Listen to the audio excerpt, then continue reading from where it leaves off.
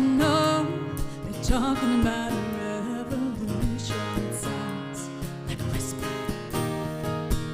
Don't you know they're talking about a revolution? It sounds like a whisper. While they're standing in the welfare lines, crying at the doorsteps of those armies of salvation, wasting time in the unemployment lines, sitting around waiting for a promotion. Don't you know I'm talking about a revolution? It sounds like a whisper. Poor people gonna rise up, get their share. Poor people gonna rise up, take what's theirs. Don't you know you better run, run, run, run, run, run, run, run, run, run, run. Oh, son, you better run, run, run, run, run, run, run, run, run, run, run. 'Cause finally the tables are starting to turn, talking about a revolution. Finally the tables are starting to turn, talking about a revolution. Talking about a revolution. Standing up their line, crying at the doorsteps of those armies of salvation, wasting time in the unemployment lines, sitting around waiting for a promotion. Don't you know I'm talking about a revolution? It sounds like a whisper. Finally the tables are starting to turn, talking about a revolution. Yes, finally the tables are starting to turn, talking about a revolution. Talking about a revolution. Yeah. Talking about a revolution.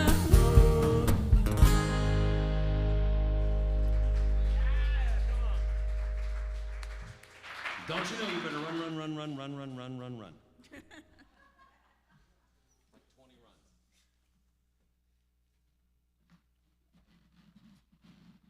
Good morning. Can you hear me? Yes. Okay, good. Sound check. You notice I did not run, I walked. Good morning. It's so wonderful to see everyone here today in our beautiful gardens. And those of you worshiping with us wherever you are, welcome. I wanted to take just a minute on this cool-ish. It's summer in Texas, y'all. We don't say cool. Cool-ish Sunday morning in Pride Month, and think about what we say when we say our welcome candle, to greet and welcome each other and remind us why we're here. Y'all know this is a poem by the poet Rumi, who I was thinking Rumi the Sufi. So I was kind of condensing there. But Rumi was a 12th century poet, a Sufi, and Sufism, if you didn't know, is a branch of Islam. So we like to say we're all people of the book. And he was, in fact, the founder of the Whirling Dervish prayer movement. If you don't know that, look it up. It's amazing. But he wrote this in the 1100s. And how long ago was that? Think what was happening then, what the world was like, how hard it was.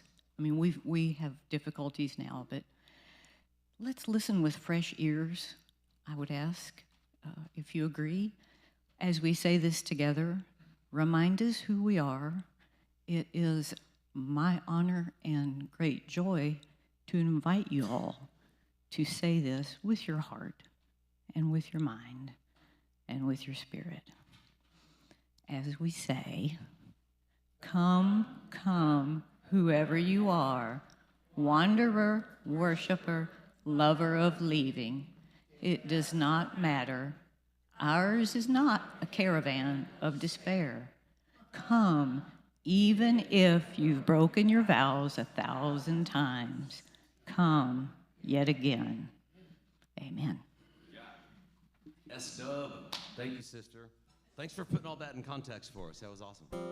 Y'all, we're going to stand and sing a good old rousing tune right now. Everything Elena sings, we just echo her. It's going to be fun, all right? Let's do it.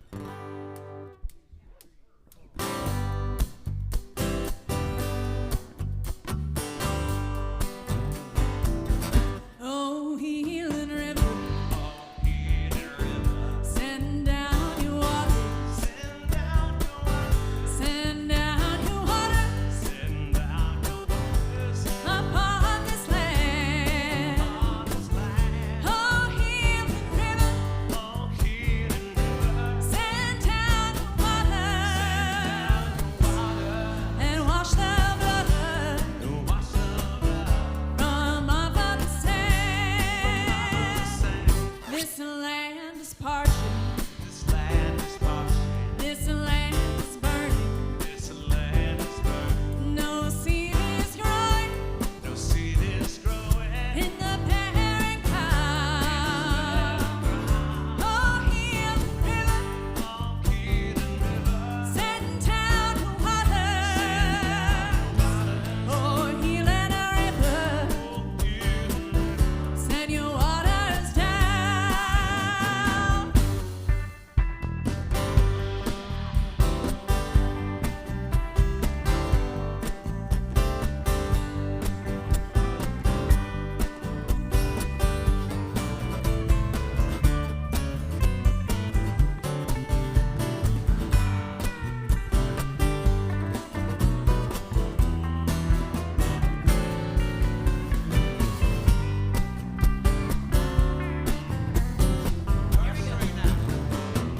Let the seed of freedom awake and flourish. Let the deep roots nourish, and let the tall stalks rise. Oh, healing river, send down your waters. Oh, healing river, from out of the skies, from out of the skies, from out of the skies.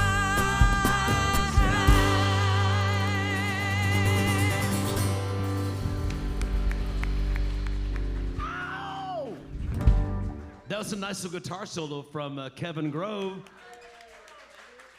He's nice and fresh because he's been on vacation for 2 weeks on a cruise to Honduras.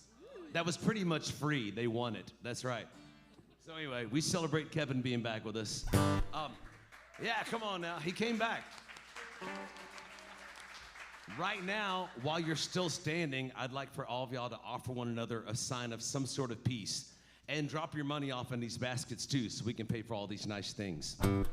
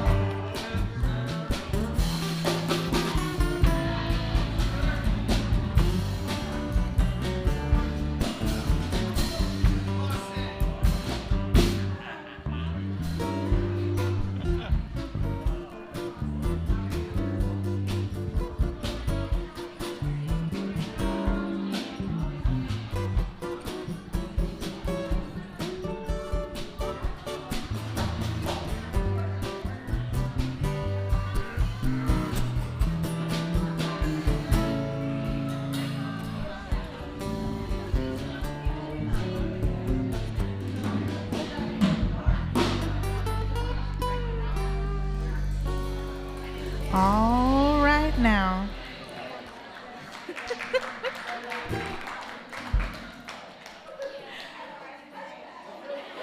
I always love that sharing signs of peace is like the longest part of our service, actually.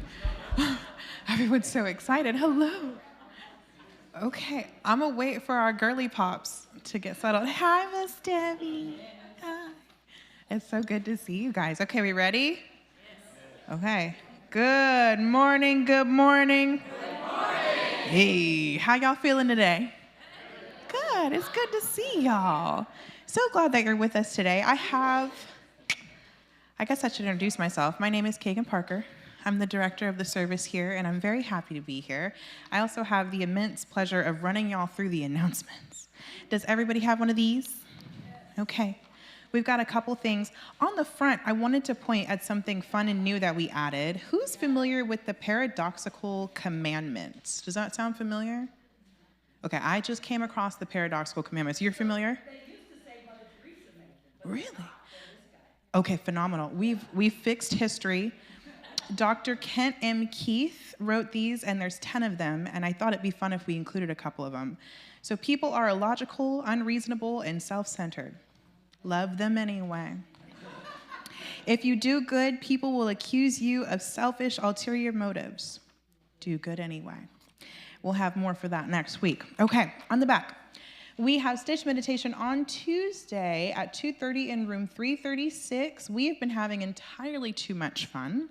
It's really been a beautiful skill to learn, and it's something that I found that I do throughout the week. Miss Ava Nell is a phenomenal teacher. And we've got another opportunity on Thursday if you're working during that time. That is at 6:30 p.m.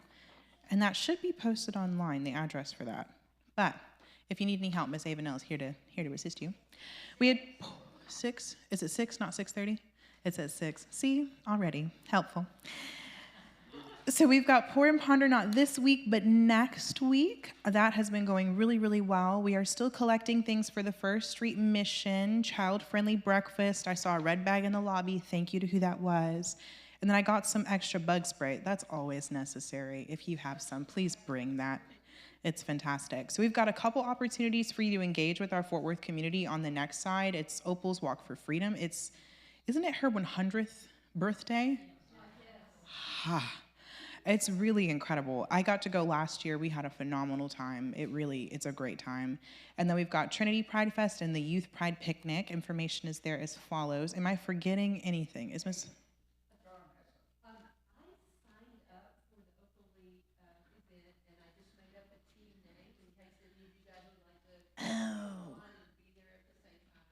The name is For the People. For the People. Okay, so if you're walking for the Juneteenth walk, my team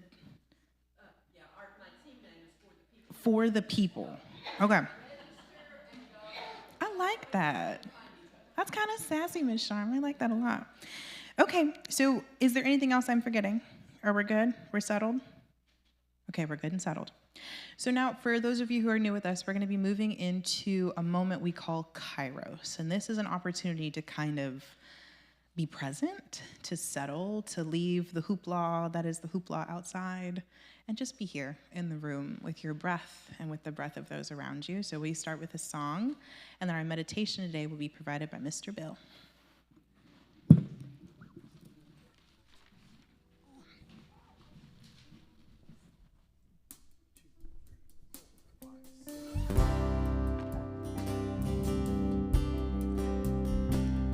Please sing with us. Right about now. We are going where heaven knows where we are going. We'll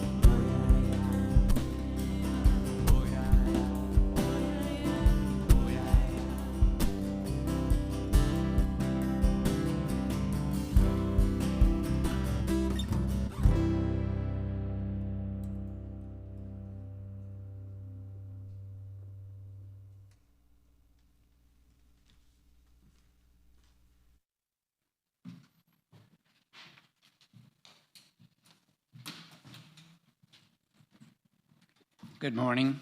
I want to read a poem by Wendell Berry. I like Wendell Berry. That's the reason I read one before, and I've decided to do another one. It's called Wild Geese. Horseback on Sunday morning, harvest over, we taste persimmon and wild grape, sharp, sweet of summer's end. In time's maze over the fall fields, we name names that went west from here, names that rest on graves. We open a persimmon seed to find the tree that stands in promise, pale in the seed's marrow. Geese appear high over us, pass, and the sky closes. Abandon, as in love or sleep, holds them to their way, clear in the ancient faith. What we need is here. And we pray not for new earth or heaven, but to be quiet in heart and in eye clear. What we need is here.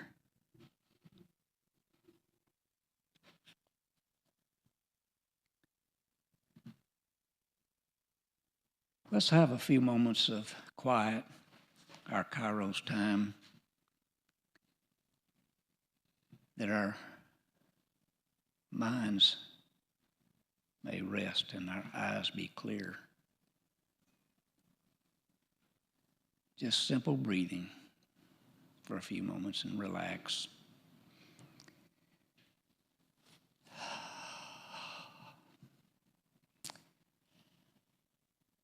Breathe in slowly, count of 4, and out slowly, count of 6.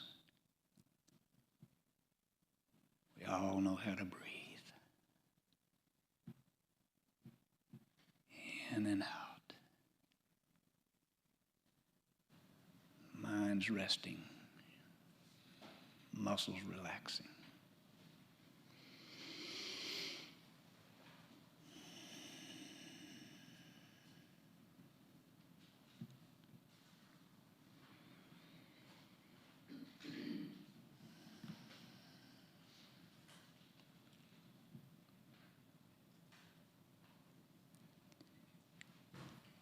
And now coming back, I see Kagan waiting, and we're waiting. What we need is here.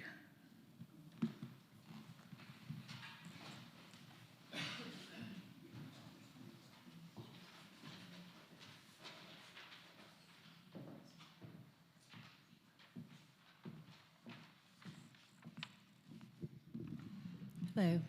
The scripture reading today is from Deuteronomy chapter 6, verses 10 through 12. This is part of this storytelling from the ancient Israelites about how it is that they came to possess the land. Possess is a word you often find in Deuteronomy. When the Lord your God has brought you into the land that he swore to your ancestors, Abraham, Isaac, and Jacob, to give you a land with fine, large cities that you did not build, houses filled with all sorts of goods that you did not fill, hewn with cisterns that you did not hew, vineyards and olive groves that you did not plant. When you have eaten and taken your fill, take care that you do not forget the Lord your God, who brought you out of Egypt, out of the house of slavery.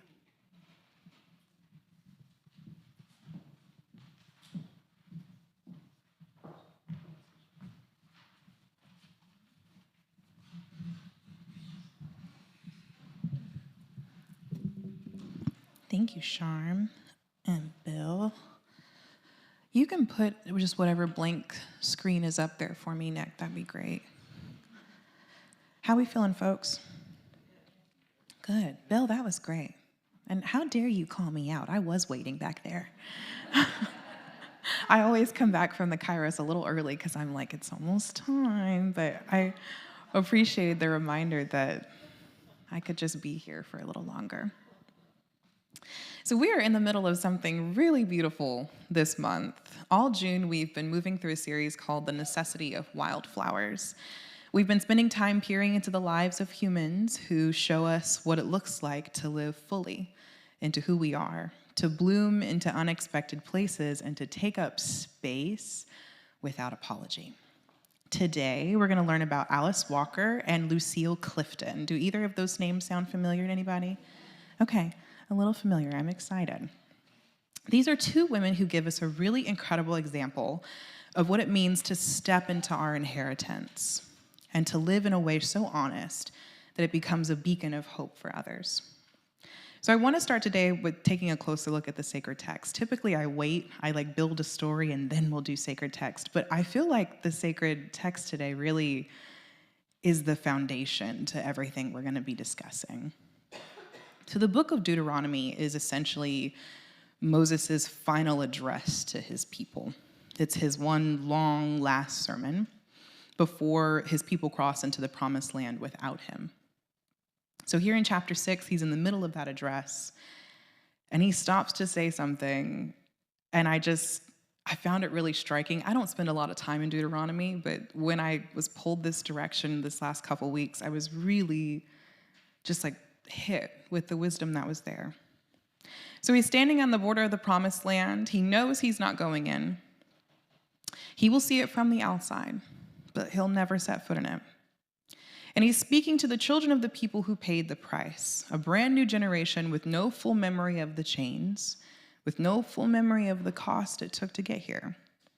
And they're standing on the edge of something that their parents and their grandparents waited and dreamed for.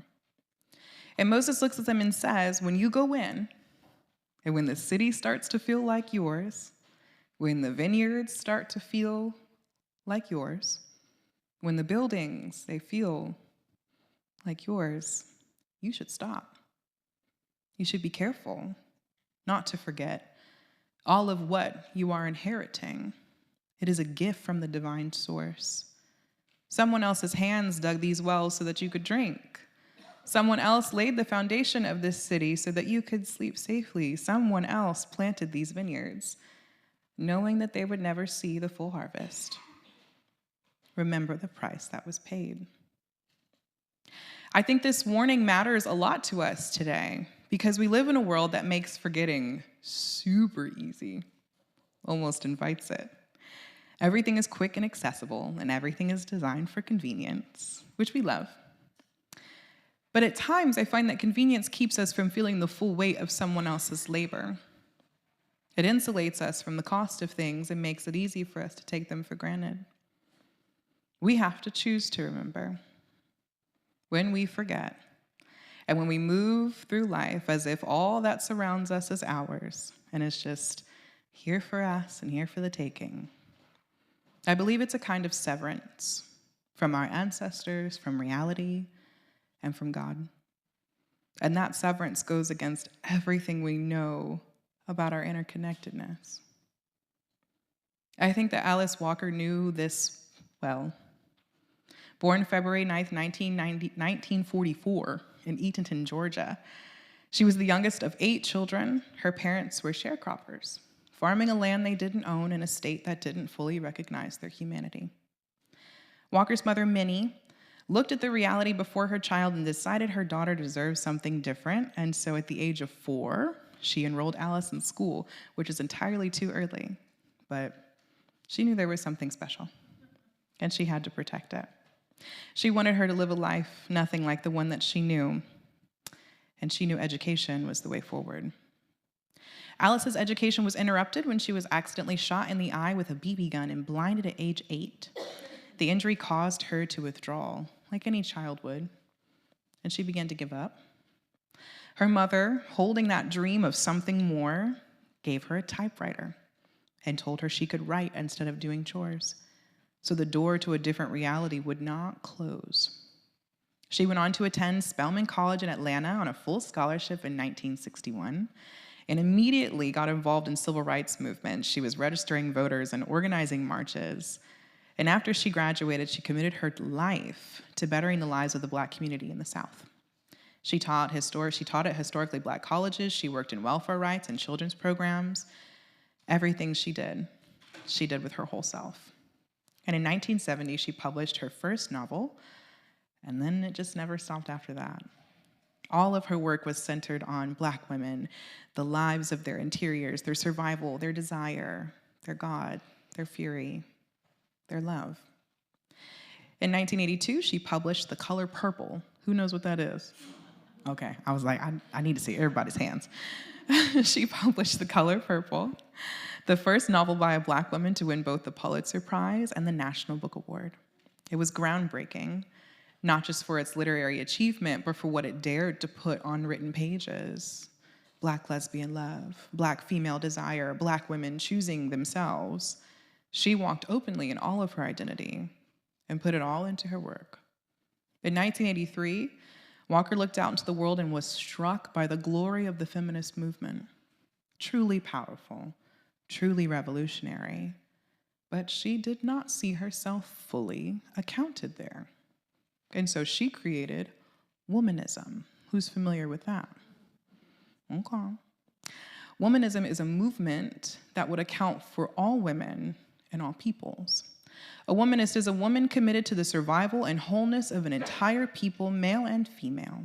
This movement holds race, gender, and sexuality and spirit all in one. I came across womanism back in undergrad in a critical race theory class. My professor mentioned it briefly, but you know how like you hear something and then you're just never gonna put it down again? That was it for me. I stepped into the word. I was like, I am a womanist immediately. I claimed it, I started identifying with it, and I didn't leave any time in between my excitement and my claiming to learn fully about where it came from. I just walked into this house and made myself comfortable. Only later, after my excitement had dwindled and I began to learn more about the movement, did I pause and ask, whose work is this? Whose word is this? And this moment felt like the moment that Moses is warning his people against. Don't get too comfy. Remember whose this is. Once I stepped back and I learned about Alice, the movement became so much more. So there's richness found in the pause of gratitude. She took the dreams of her mother and her passion for her people and for life itself and built something for humans that she would never meet, for me and for you.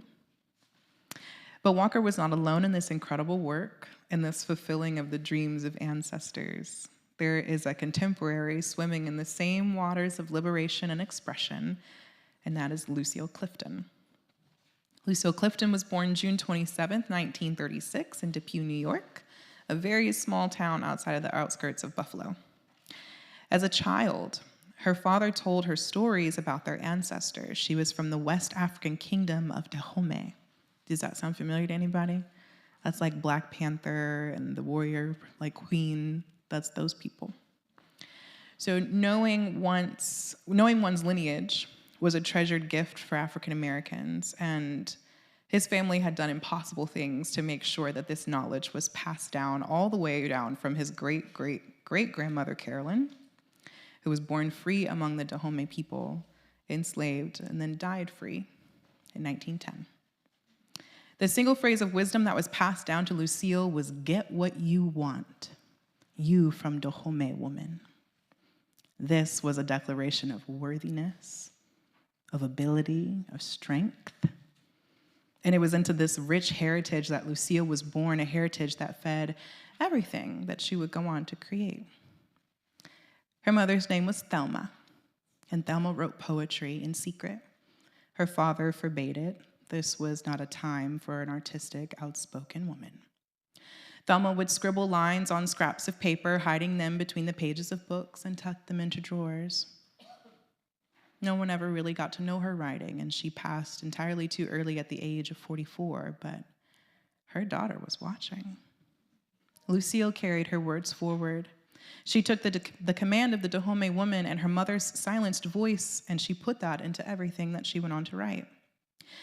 She won a full scholarship to Howard University, where she went on to meet the heavy hitters: James Baldwin, Toni Morrison, Amari Baraka, Roberta Flack, these are some big names, and she got to be in the same room as them with her work. But she decided only after 2 years that she knew she wanted to be a writer and she didn't need school to validate that, and so she left. And I kind of like that, a little bit of attitude. She went on to live her life freely. She married Fred Clifton and had 6 beautiful children. She worked as a government clerk and kept writing in her spare time. Yeah, 6 kids and still had time to write. In 1966, Ishmael Reed took some of her poems to Langston Hughes. That's a name we know as well. And Hughes went on to publish her work in The Poetry of the Negro. In 1969, an editor at a dinner party casually asked to see her manuscript. 37 poems were in this manuscript. And it went on to become one of the books named in the 10 best books of the year in the New York Times. She became the Poet Laureate of Maryland for 6 years, twice a finalist for the Pulitzer, and she won the National Book Award and wrote over 30 books. This lady was busy.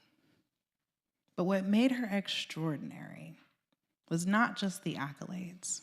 It was what she chose to write about and who she chose to encourage with her words.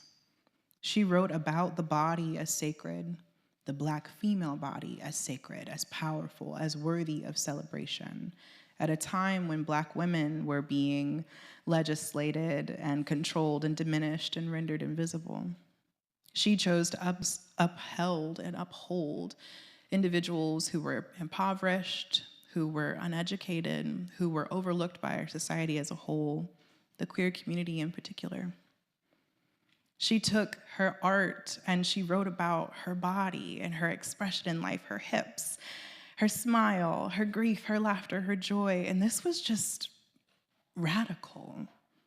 She gave language to experiences that had existed without words, but that weren't given the space to fully be seen.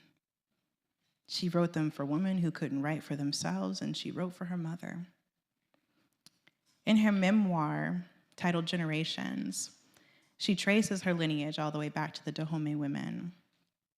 And she said, when I look at my husband and our 6 children, I feel the Dahomey woman gathering in my bones.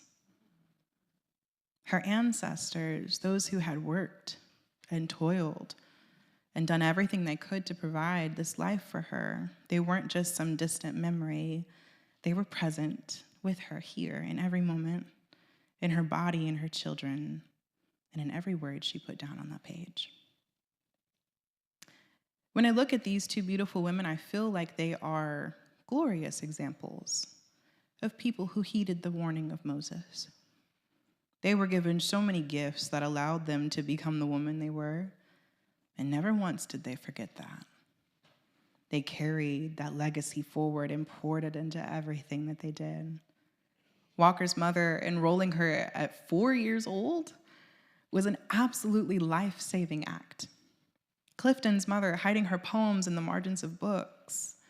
This was radical resistance. Both women received a great inheritance, and then they added to it. And then they left even more in this world than what they were given. And we are the beneficiaries of that generosity. So the invitation I have for you this week is to find a space of remembrance. Let me invite the band back up. Choose a moment in the middle of the noise to stop, to slow the pace, to notice, to be curious about the world around you and the lives that have made yours possible. We now truly walk in cities we did not build, and we inhabit freedoms that we did not fight for. Our entire existence was made possible by people we will never meet. May we give thanks for them. And may we give thanks to the source that fuels all things, the ground of being, divine life, life itself.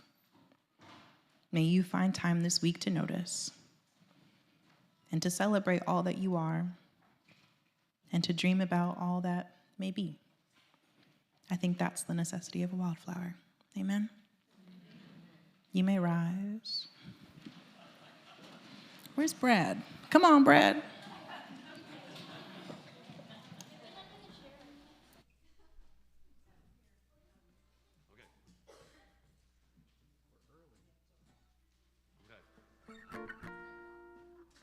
I got it set for reggae, y'all. Look out.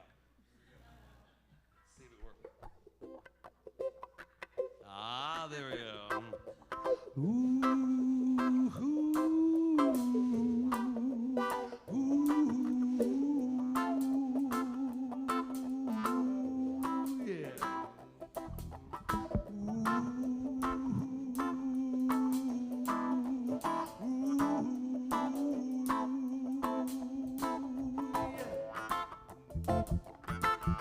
Somewhere over the rainbow, way up high,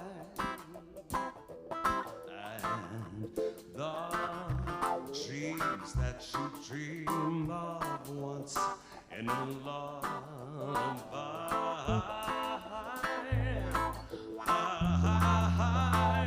Somewhere over the rainbow, birds fly,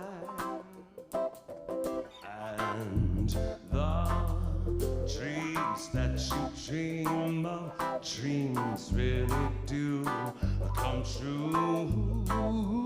Yeah. Ooh, someday I'll wish upon a star, wake up where the clouds are far behind me, where trouble smelled like lemon drops, high above the chimney tops. That's where you'll find me. Oh, somewhere over the rainbow, bluebirds fly, and the trees that you dare to wide, oh, I can't hide. I see trees of green and red roses too. I'll watch them blow for me and you, and I think to myself, yeah, what a wonderful world. And I see skies of blue and clouds of white, and brightness of day, and I like the dark, and I think to myself, what a wonderful world. Yes, the colors of the rainbow are so pretty in the sky, are also on the faces of people passing by. I see friends shaking hands, saying, how do you do? They're really saying, I love you.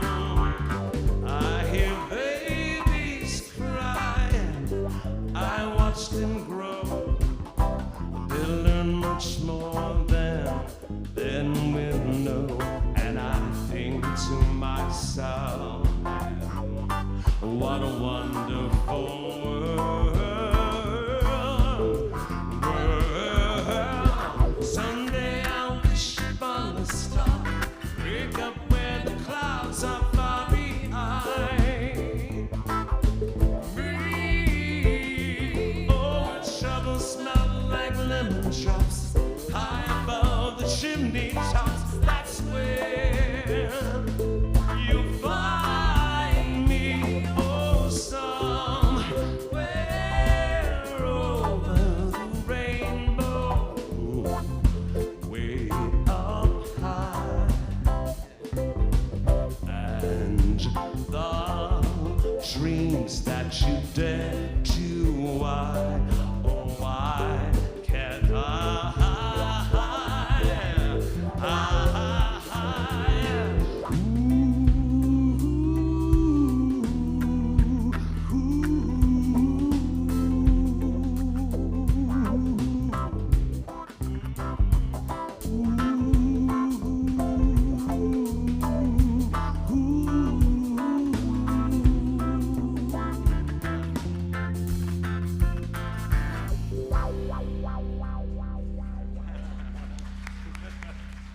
lot of Wawa. Thank y'all so much. Always a great time being with you guys. I have a few things to say, and then I have your benediction, and then I'll let you go. Is that okay? Okay. First, July 11th at the Post, Cynthia Acebo is putting on a showcase, and I am her backup singer. Please come. We would love to have you there. It'd be a ton of fun. There is more information on our book table. Number 2, I had a long conversation with Miss Nancy about organizing volunteers. And by the end of the conversation, we decided that you guys can handle that on your own. So, I have a need. The things in the lobby need to be cleaned up. I'm gonna trust somebody's gonna do it. And I'm gonna trust next week that somebody gonna do it. I feel like trying to keep up with you guys and do it that way is just no fun. We like being stewards of our space, and we like treating our things with respect. So, stuff in the lobby needs to get cleaned up. I love you guys so very much. Please take time this week to remember that you have been blessed in abundance, and you come from people who loved you dearly. I love you all. Have a wonderful week. Bye.